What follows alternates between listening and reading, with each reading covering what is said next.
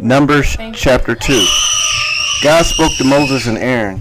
He said, "The people of Israel are to set up camp circling the tent of meeting and facing it. Each company is to camp under its distinctive tribal flag. To the east, toward the sunrise, are the companies of the camp of Judah, under its flag led by Nahshon, son of Amminadab. His troops number 74,600.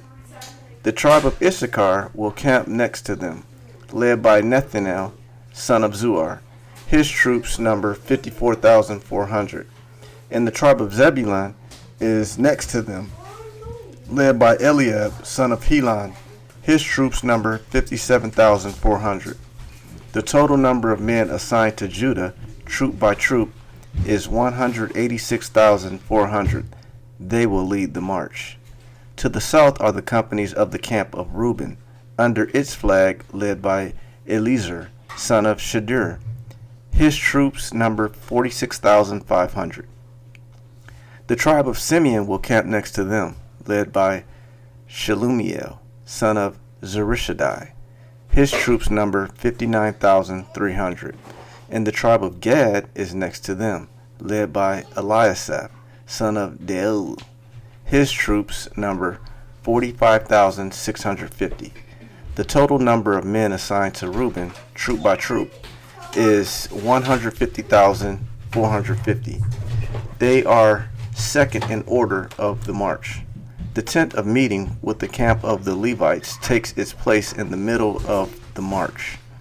Each tribe will march in the same order in which they camped, each under its own flag.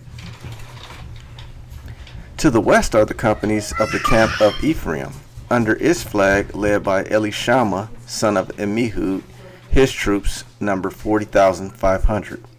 The tribe of Manasseh will set up camp next to them, led by Gamaliel, son of Peduzar. His troops number 32,200. And next to him is the camp of Benjamin, led by Abidan, son of Gideon. His troops number 35,400. The total number of men assigned to the camp of Ephraim, troop by troop, is 108,100. They are third in order of the march. To the north are the companies of the camp of Dan, under its flag, led by Ahiezer, son of Ammishaddai. His troops number 62,700. The tribe of Asher will camp next to them, led by Pagiel, son of Achlan. His troops number 41,500. And next to them is the tribe of Naphtali, led by Ahira, son of Enan. His troops number 53,400.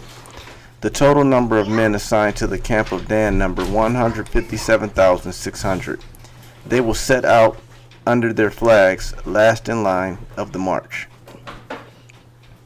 These are the people of Israel, counted according to their ancestral families. The total number in the camps, counted troop by troop, comes to 603,550. Following God's command to Moses, the Levites were not counted in with the rest of Israel. The people of Israel did everything the way God commanded Moses. They camped under their respective flags. They marched by tribe with their ancestral families. Thus ends the reading of Numbers chapter 2, the Message Bible. This is the family tree of Aaron and Moses at the time God spoke with Moses on Mount Sinai. This is also Numbers chapter 3. The names of the sons of Aaron: Nadab the firstborn, Abihu, Eleazar, and Ithamar, anointed priests ordained to serve as priests. But Nadab and Abihu fell dead in the presence of God when they offered unauthorized sacrifice to him in the wilderness of Sinai. They left no sons, and so only Eleazar and Ithamar served as priests during the lifetime of their father Aaron. God spoke to Moses. He said, "Bring forward the tribes of Levi the tribe of Levi, and present them to Aaron so they can help him. They shall work for him and the whole congregation at the tent of meeting by doing the work of the dwelling. Their job is to be responsible for all the furnishings of the dwelling, ministering to the affairs of the dwelling as the people of Israel come to perform their duties. Turn the Levites over to Aaron and his sons. They are the ones assigned to work full-time for him.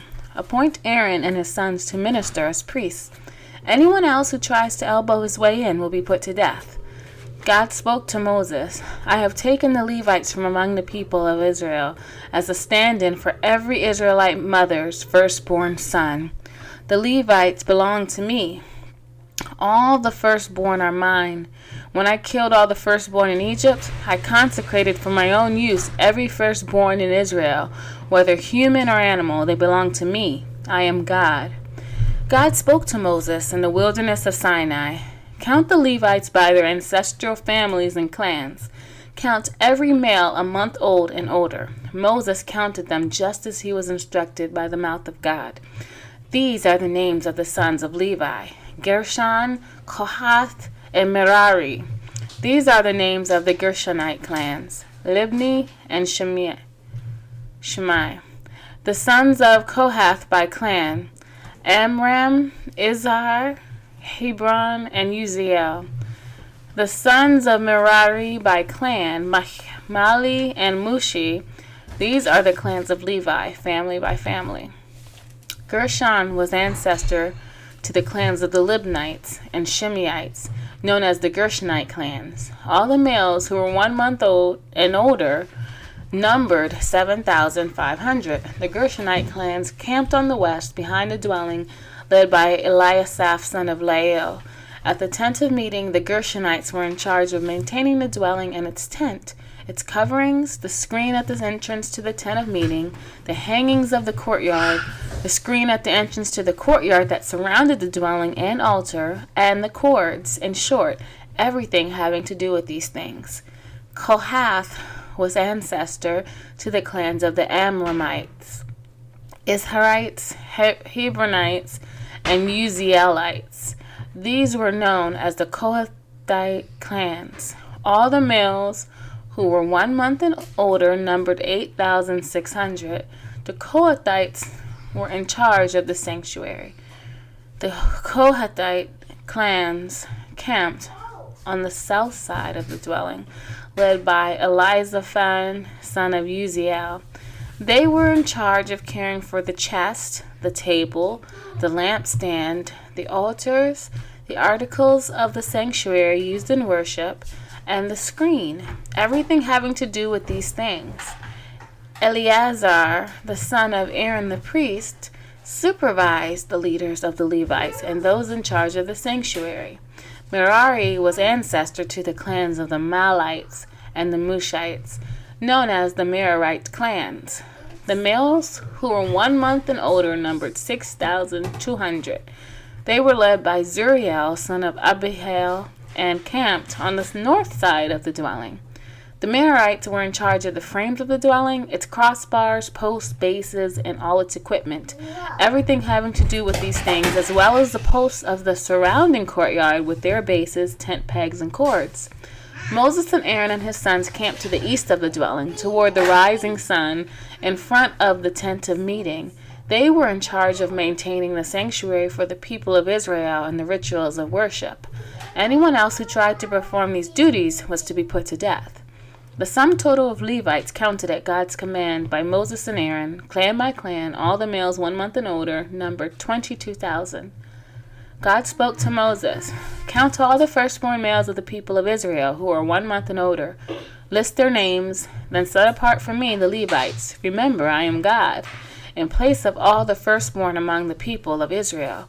Also the livestock of the Levites in place of their livestock. I am God. So just as God commanded him, Moses counted all the firstborn of the people of Israel. The total of firstborn males, 1 month and older, listed by name, numbered 22,273. Again, God spoke to Moses. He said, take the Levites in place of all the firstborn of Israel, and the livestock of the Levites in place of their livestock. The Levites are mine. I am God. Redeem the 273 firstborn Israelites who exceed the number of Levites by collecting 5 shekels for each one, using the sanctuary shekel, the shekel weighing 20 gerahs. Give that money to Aaron and his sons for the redemption of the excess number of Israelites. So Moses collected the redemption money from those who exceeded the number redeemed by the Levites. From the 273 firstborn Israelites, he collected silver weighing 1,365 shekels, according to the sanctuary shekel. Moses turned over the redemption money to Aaron and his sons, as he was commanded by the word of God. Mark chapter 11, verse 27 through 12, verse 17.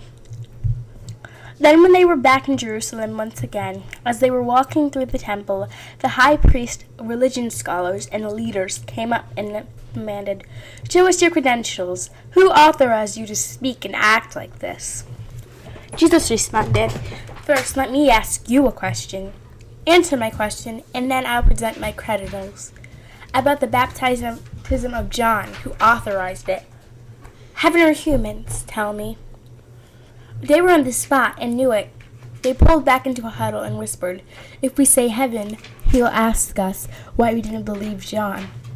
If we say humans, we'll be put against it with people because they all hold John as a prophet." They decided to concede that round to Jesus. "We don't know," they said. Jesus replied, "Then I won't answer your questions either." Then Jesus started telling them stories.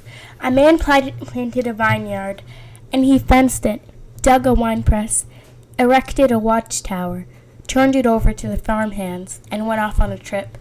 At the time for harvest, he sent a servant back to the farmhands to collect his profits. They grabbed him, beat him up, and sent him off empty-handed. So he sent another servant. That one they tarred and feathered. He sent another, and that one they killed. And on, many others. Some they beat up, some they killed. Finally, there was only one left, a beloved son. In a last-ditch effort, he sent him thinking, "Surely they will respect my son." But those farmlands saw their chance. They rubbed their hands together in greed and said, "This is the heir. Let's kill him and have it all to ourselves." They grabbed him, killed him, and threw him over the fence. What do you think the owner of the vineyard will do? Right, he'll come and clean house. Then he'll assign the care of the vineyards to others. Read it for yourself in the scripture. The stone in the masons threw out is now the cornerstone. This is God's work. We rub our R's. We can heartily believe it. They wanted to lynch him then and there, but, imitated by public opinion, held back. They knew the story was about them. They got away from there as fast as they could. They sent some Pharisees and followers of Herod to bait him, hoping to catch him say something incriminating. They came up and said, "Teacher, we know you have integrity, that you are indifferent to my public opinion. Don't pander to your students and teach the way of God accurately. Tell us, is it lawful to pay taxes to Caesar or not?" He knew it was a trick question. He said, "Why are you playing these games with me? Bring me a coin and let me look at it." They handed him one. "This engraving, what does it look like? And whose name is on it?" "Caesar," they said. Jesus said, "Give Caesar what is his, and give God what is his." Their mouths hung open, speechless. Psalm chapter 47.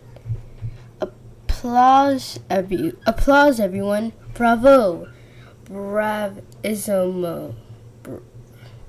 Bravissimo? Okay. Shout God songs at the top of your lungs. God Most High is stunning. Astride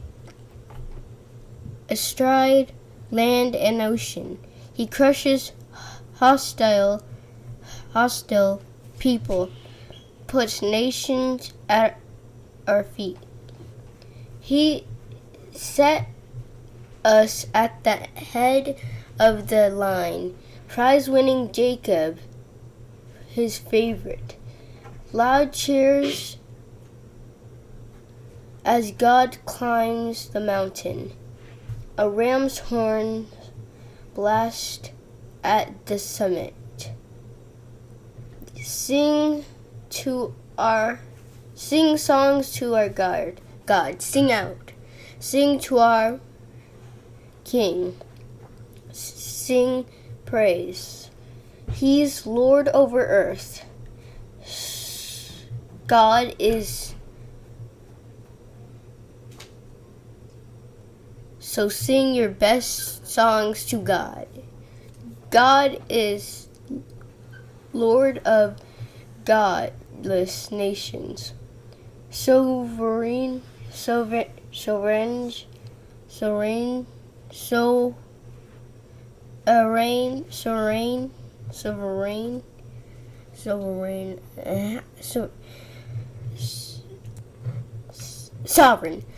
He's king of the mountain.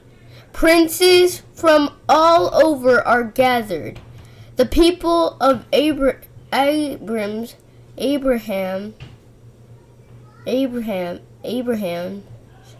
God. The powers of earth are God's. He soars over all. The nightmares of the wicked come true. What the good people desire they get. When the storm is over, there's nothing left of the wicked. Good people firm on their rock. Foundation errant, even phased